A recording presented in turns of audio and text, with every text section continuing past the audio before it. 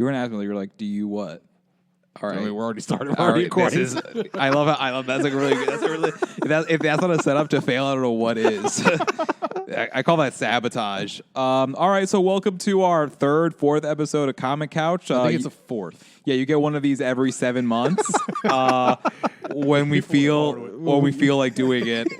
When the good wind blows. Literally zero organization to this. Zero organization. But we're gonna try from now on to make this part of the weekly uploads because there's shit to talk about. So maybe instead of in each the big episodes, we'll do all the side stuff on its own episode. The Comic Couch. What I'm saying. Yeah, the Comic Couch. Okay. So this week, we mentioned it lightly last week, and that's kind of I think how we got the dominoes moving to restart this bastard child of the pod. Yes. Mandalorian's on Disney Plus. We're halfway through the season. Mm-hmm. We want to touch on this a little bit this week to maybe go over our thoughts, Correct. maybe touch on some things. Also touch a little bit about the controversy about behind the scenes of what's been happening with the show. That I don't know if Fico's aware of this. So I think I like drama. So we're gonna start with that really quick first as we're going into the back half of the season. So we know that Pedro Pascal, the actor who plays the Mandalorian, signed up for this role. He's like, absolutely, it's Star Wars. Why the fuck wouldn't I want to do this fucking show? Yes. He gets on set, sick uniform, sick outfit, correct. Great famous thing, Disney Plus, awesome. Upstaged by Baby Yoda. All right, that's a little kick in the balls. It's gonna happen. You can't not be upstaged. That thing's fucking adorable. That thing is just adorable every episode. Every episode. And he's like, all right, great. So I think maybe for this scene, I could take my helmet off. Whoa. You don't ever take off your helmet. And he's like, I'm sorry, what?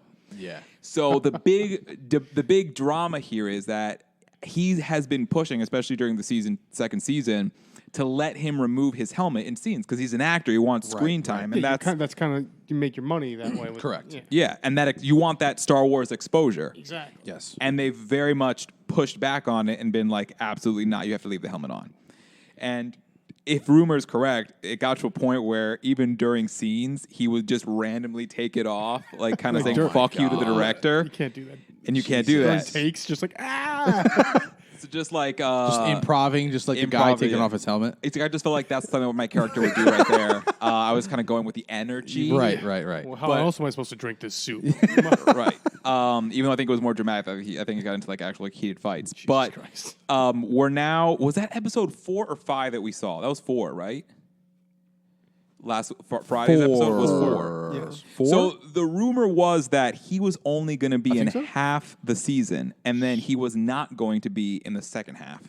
So that could have been possibly the last episode that this guy was actually going to be in. So next week we get the 5th episode called The Jedi, and this is we've touched on this podcast before, and I think it was also Comic Couch the last 10 years we did it.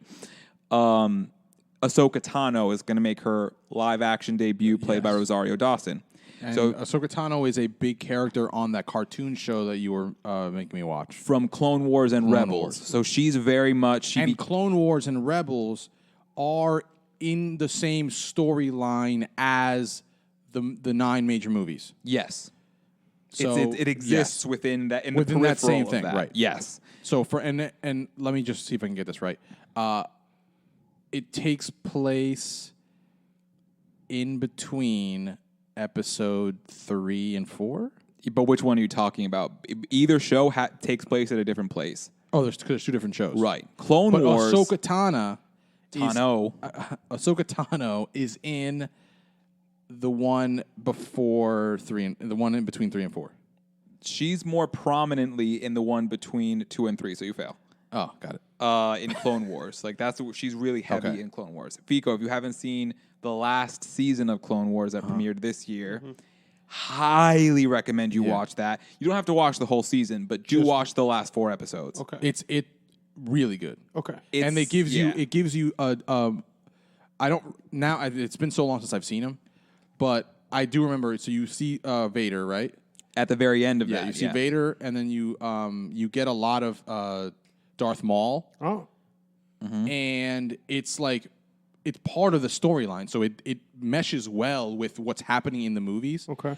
The same way that that one movie with Rogue One. Rogue Rogue One One. does. Yeah. So it gives you that, like, it's really that kind cool. of and that's available also. it's on just the, Disney Plus. Plus. Yeah. Wow. It's It'll- just it the only thing is that happens- it's Cartoon. cartoonish, Okay. but it doesn't matter. The characters are the exact same thing. It's all the same. It's just cartoonish. Well, that's just good if it keeps the storyline moving Yes. along. So Yeah. that's important. And because like I'm an anime guy and a nerd, I'm still hoping for the day that we transcend the stigma that because something is animated, it's childish. Right. I think it absolutely you can still tell very dramatic and impactful stories through the animated medium. Yeah. And I think these 4 episodes in particular, it's cinematic what they put together. Yep. Those last 4 episodes happen. I at never the- wanted to watch that show because I thought it looked corny, like cartoon. kiddish. Yeah. And I was like, I'm not going to watch this shit. Like, I don't need to watch another cartoon, whatever. But This pulls it off. this pulls it off. They do a good job. And those last 4 episodes happen simultaneously as Revenge of the Sith. Like some even plot Yeah. points from that, like scenes from that So kind of while Revenge of the overlap. Sith is happening, This is happening. these like scenes in this show are happening, but like elsewhere that Yeah. we don't know. So Order 66, you see it in these 4 okay. episodes. Yeah, it's sick. It's really sick. Yeah. If anything, I think this one almost kind of pulls off Order 66 a little bit more intensely because you have relationships with the actual clones, Yeah. and Ahsoka has relationships with the clones. Right. So as opposed to it happening in a sequence with some dramatic music with no dialogue, the there's clones, like I know there's one scene where the clones she speaks to the clones, she hangs out with them and she talks to them, interact with them. and at one point it happens and the clones are like to kill her because it just the switch goes off. Right. Right, And okay. but So it's a what really the real cool drama thing, there yeah. is that one of them, the one she's closest Yes. with, he's actually it's switched off, but he like a single tear like escapes Right, him right. because he has a relationship with her. Right. And there's that kind of trying to fight the conditioning. Yes, Obviously he yes. gives in.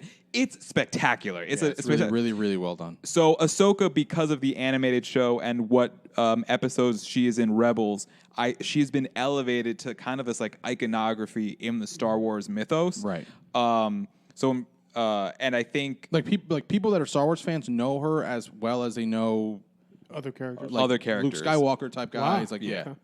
real like diehard Star Wars fans know who she is. Obviously, like we're Star Wars fans, but I didn't know about this because I'm not that diehard.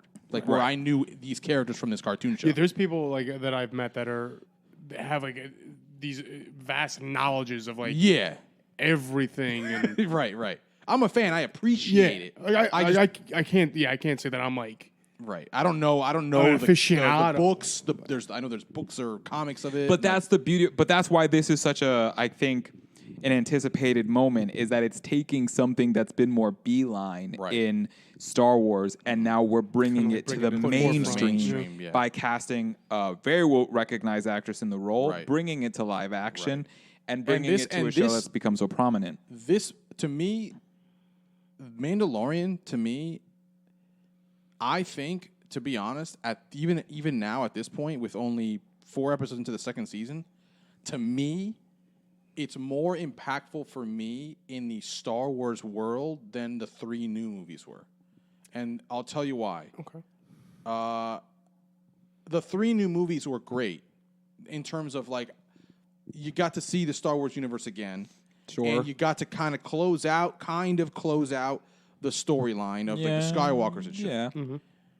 But as I've mentioned on our main podcast before, Mandalorian takes you street level of this world. And I'm getting 45 minutes of that quality every week. Right. 8 times. Yeah. Like to me, and not only that, but there's you deeper you can go with the show, whereas the movies are just that. My thing with it is, and I touched on this a little bit at the end of last week when we talked about Mandalorian, I do have an issue with Mandalorian. To me, the Mandalorian suffers from something that is similar to a country having oil as such an asset. It's like it's your biggest blessing, but it's also your biggest curse. And what's oil on this show? Baby Yoda. Yes. Yeah. Because if the biggest appeal to your show is the goo goo gaga cute thing, and nothing else is really dragging you in other than that, then you actually have a really big Achilles heel on your hands because there's only so much that pull. But that's for the people that don't appreciate the actual Star Wars universe. But here's my thing. Which is I know the majority. I appreciate the Star Wars universe, but regardless. But here's the thing. This is the mistake of the latest trilogy. It relied on the history and fame of it to carry it, right? As opposed to properly investing in your characters to make the emotional connection with the characters be the thing that carries it. And what I have it as an example there is I'm Team Pedro Pascal, not just because he's a fellow Latino but absolutely because it's the same principle of why in Avengers movies and publicity and posters, do you realize that all the superheroes don't wear their helmets in the posters? Oh, right. Or their masks? Right. Yeah. Because for your audience to connect to your character, you need to be able to see their eyes and their expression. Right. That's how you connect with the individual. Correct. It's why Tony Stark, when he's in the helmet, you still see that techno thing of him inside of it. So you can connect with him. Right. So I can't connect with Mando because he's always wearing the helmet. Right. He's an action figure. He's not a character. Anybody. Yes.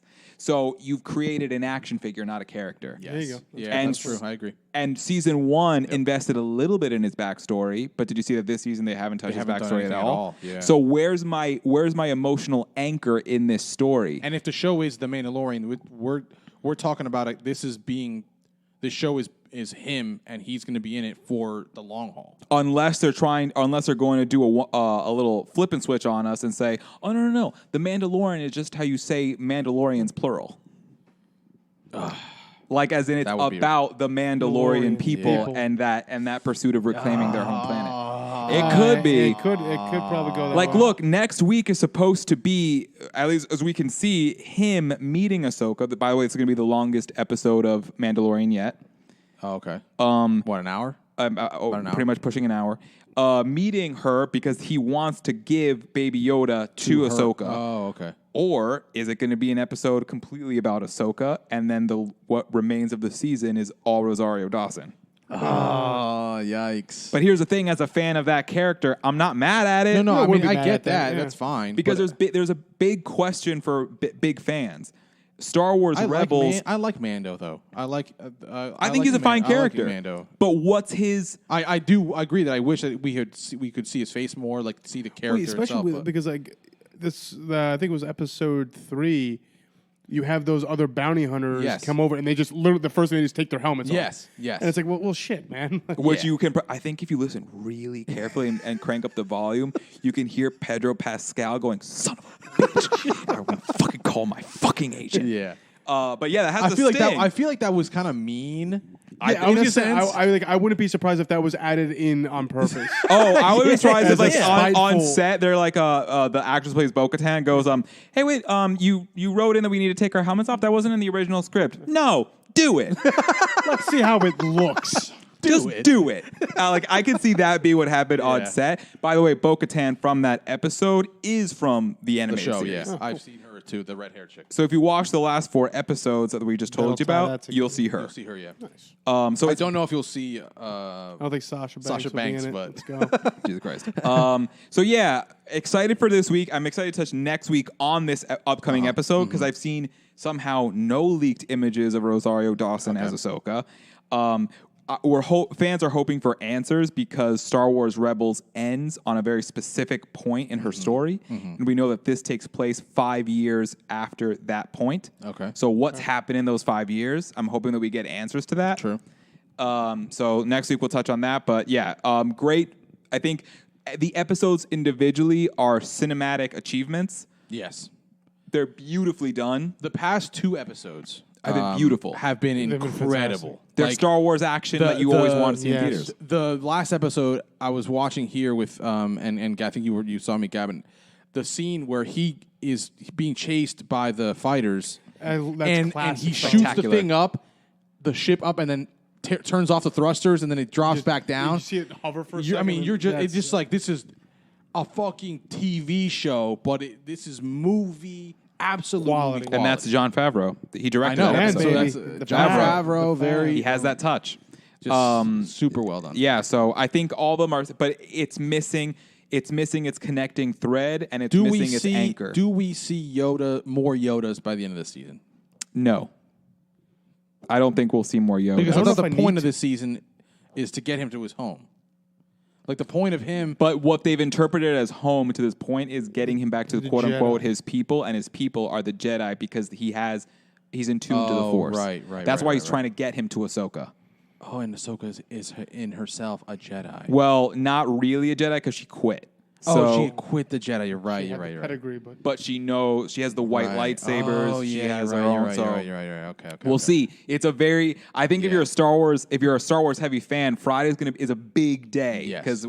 I would love to see either a Jedi or another Yoda at some point in the show. I would love. I know. I think most likely it's going to be Rosario Dawson cameos one episode, and then we move on. Mm-hmm. But I'm like, she's a big character, man. You want to keep her in, unless you're giving her own show. You want to keep her. You want to keep her in the fold here, definitely. Yeah, and I want to see Mando get the dark saber. I want her with the white lightsabers. I want to see that duo kick some ass. Like I want to. Giancarlo Esposito, by the way, also just a great casting for a bad guy. I think the best thing that they can do, and then we'll move on after that comment. I think one of the best things they can do is, as Bo-Katan mentions in her episode, if they make the shift of this show, reclaiming the planet of Mandalore for the Mandalorian people, I think that's your show. Right. And him finding his way back into the fold of those people. I think that's a plot, but we'll see what ultimately happens with 4 episodes left.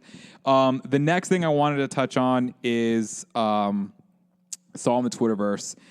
We're Snyder. I'm a Snyder Cut person. Figo, I don't think gives a shit. I think I will be at this point. It's some good stuff. Good stuff. A lot of rumors, a lot of stuff coming out. But the biggest thing that seems to have hit the Twitterverse, reliable sources saying that Green Lantern ultimately will not show up in the Snyder Cut, in the 4-hour Snyder Cut. So we will not be seeing Ryan Reynolds' Green Lantern. No. Sadly. It turns out that he actually just... Because we did complain about that in one episode, but the more I thought about it, the more I realized, hey, this actually would be pretty funny if they had this guy in it. If he had him in it for the... Because you know that he would do one of those kind of jokes where it's like, where you break the fourth wall, the movie sucked. That type of thing. Yeah, for sure. I was never team Ryan Reynolds because not to be an asshole, but I'm like, your movie flopped, dog. We don't need to. He has Deadpool. He doesn't need. You have Deadpool, and Deadpool 3 is a go for Disney. Also reported that they've greenlit it and they're going to work on it. Radar. Do we know? We don't have it. What are they going to do with that? Is a big question too. It'll probably Disney will not put that on Disney Plus. They will put it. Well, here's what the plan is going. This is a little bit aside from what we were going to start talking about, but it's still important. So, good question. Disney Plus is working on adding its adult content component. Wow, that's big. That's huge. There. That's big. So that it can put. That's also big. Put Deadpool. I just saw. I just read that Netflix. So Disney. This is kind of also aside, but I have to add this to while we're talking all about connecting at some point. Netflix has like 160 million users. Disney Plus, and this when we're talking about the streaming wars here, Disney Plus has about 60-something million viewers. HBO Max is at very bad. Very bad. Millions, but not like double digit. We're talking like maybe like 12 to 15 million. They shit the bed with it. Disney, if Disney does this and adds that this rated R section with all this stuff, I think that's going to not supersede anything that I expected for what Disney Plus was going to do numbers-wise. There's no doubt that Deadpool is a strong commodity. Yes. And Ryan Reynolds is that role. Yes. And he's going to deliver if they do a third one. Right. So I think, and the character does pertain to the X-Men universe. Right. And you're going to eventually get the X-Men. Does that mean that they'll end up adding like Logan? No, because things like that? Because Doctor Strange and WandaVision in particular is going to introduce the multiverse. So they're going to now open themselves up to the freedom of you can create multiple things and they don't have to exist in the same universe. Oh, wow. Right. So now officially the Fox X-Men movies, which they won't touch, but they can technically exist in the MCU because so do you think Disney universes. Now, if they do Deadpool and they add a rated R section to their streaming, will they be able to maybe start getting a little more rated R with some of their heroes? But that's why Deadpool 3 is our sacrificial lamb, right? Just to see, it's a property we know works. We'll make a third one, see how it does, and we're going to get data from that from that streaming project. And if that does well, they know, all right, now we can kind of teeter the line and add a little more rated R to some of the other stuff. Right. And see what they're going to do with that. To make those better. Yeah. Sorry, Snyder, but back to Snyder. Yeah. But to your point, yes, I think the failure of HBO Max, that's the word for it, is why we're getting the Snyder Cut. Is because HBO Max, they need something. When we say failure, though, I don't know that necessarily the HBO Max is an entire failure overall. No, but it was a failure launch. Picking it back up. They had a failure launch. They fucked up the launch very much. And because from right now, they're giving us fire content. Sure, but are the subscriptions going up? Because that's ultimately what determines it. The only that matters, is are you getting the subscriptions? Yes. And because of the heat around the Latino heat around, rest in peace, Eddie Guerrero. Eddie Guerrero, the R.I.P. Eddie Guerrero. Yep. The heat around the Snyder Cut for the past 3 years, they know that whether it's good or bad, they have something that people are going to subscribe for. Right. But that also puts all the more pressure on this thing to succeed. True. So for me, not putting Green Lantern in it is a fracaso. I think that's a big mistake. I think it's a big miss. Especially because there's a lot of merch that not a lot of merch, but they have released some merch that has the Green Lantern logo on it. Ooh. And Ben Affleck already shot his stuff for the Green Lantern scene. Ooh. So that's a fail. I did not know that Green Lantern had a scene with Batman. Yes. So Ben Affleck shot I did not know material. that, bro. There was also an actor that already shot Green Lantern stuff in the original 2017 shooting for this. I didn't like him as Hal Jordan, but the guy was cast, and I don't know why it's make it or bust with Ryan Reynolds. But that's what is being reported. Hopefully, it's bullshit, and they'll give us. It also could be a political play on the Snyder end of there's a chance he could get a Justice League trilogy for HBO Max on this. Oh, right. And if he pulls the punch on Green Lantern, or maybe even does kind of the Henry Cavill at the end of Shazam situation, where there's that character, but you're not showing his face. Yeah. He could show a green light and be like, well, if you want my Green Lantern, you're going to have to give us you're going to have to give me the trilogy. And that ultimately opens the door for what I ultimately want out of all of this is more Batfleck. Yeah. More cowbell. Because he'll get the trilogy and he could get his own miniseries for HBO Max. True. So, yeah. The last thing I want to touch on really quick for Comic Couch this week is the fact that it was announced Wonder Woman 1984 is going direct to streaming for HBO Max. It will also be in theaters, but it officially is going to HBO Max Christmas Day, making it the first big anticipated blockbuster movie to concede to streaming. Okay. So that means that's going to be within the price of HBO Max. That's yes. That's free. So they're not pulling it's not going to be a video on They're not pulling a Disney where they're going to say, hey, this movie's going to be on Disney Plus, but you still have to pay $30 just to see it. They're not doing it. They're not doing it. It's going to cost a left testicle. No. This could be a move that HBO could win with. Maybe a little leg up here. Because now you've got a reason. If I'm a viewer and I don't have HBO Max, but I do want to see Wonder Woman, let me go ahead and sign up. Yeah. It's only $15. Right. As opposed to signing up, but then also having to pay $30 yeah, you missed me with that. For a new movie. Fuck out of here with that shit. Right. Don't put it on the streaming service if you're going to charge me $30. Right. Right. Or even if you do the subscription and then you want to charge something specifically for the movie, you dock the price of a movie ticket. Yeah. Make it like $10 or something for it to you're going to make money on that shit. Is absurd. Well, Disney's also shameless in a lot of shit. That's true. They know they will get it because there's enough kids that'll and they know they will get it. They will know they will get it because it's again, yes. They know that their product is mostly focused for kids, and the kids will make their parents do these things. Yeah, pony up the fucking cash. Right. They have a very strong presence. Whereas HBO is really is marketing to adults. Yeah. So you're not going to market to adult by charging us $30. You know we're broke. We're wise to that. You know shit. we're broke. I do feel bad. It's a pandemic, motherfuckers. Yeah, people are hungry. It's a fucking pandemic, Disney, you goddamn assholes. Yeah, they don't give a shit. They're lucky they're still signing up. Yeah, I know. Ain't much shit on that thing I really care about. My free year is almost up, and ain't looking good at a re-sign, buddy. I'm already paying $9.99 for the WWE Network. I can't afford too many pluses. Shit. I mean, it's true. I don't really see the point in like I have a Fire Stick with those sketchy apps where I could just stream shit. Yeah, like, those are illegal. Oh, I mean, no, I have when I say Fire Stick, I mean it's like a remote control for games. Right. Just call it a magic wand. Just call it a magic. No, that sounds kind of like talking about my penis. Listen, shit. Anyway, I was gonna say the internet has taught me there's ways of getting what you want without paying for it. Yes. All right, there. We can all jump on a ship in international waters. And do some questionable activity. I am the captain now. To watch shit. Correct. I can steal my sister's password to sign into. Sure. I can get someone else's login information. I don't have to pay for it myself. Right. We should start with that. Yeah. Anyway, but yeah, I'm pumped to see it Christmas Day. Yeah. I do feel bad in the regards that there's not a lot of female-led superhero movies to begin with. Right. And the first one was such a success. This one would have blown up too.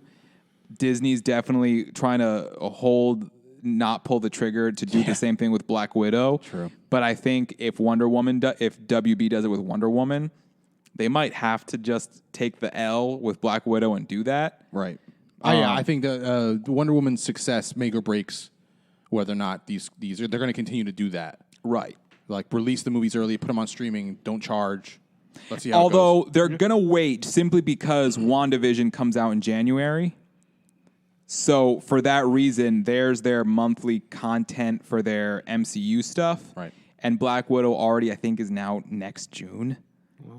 May or June. So a full year delay. Like Disney really wants to put their shit in theaters. But we'll see. I think ultimately those are the things I want to touch on this week. Okay. Let's keep this going. Yeah.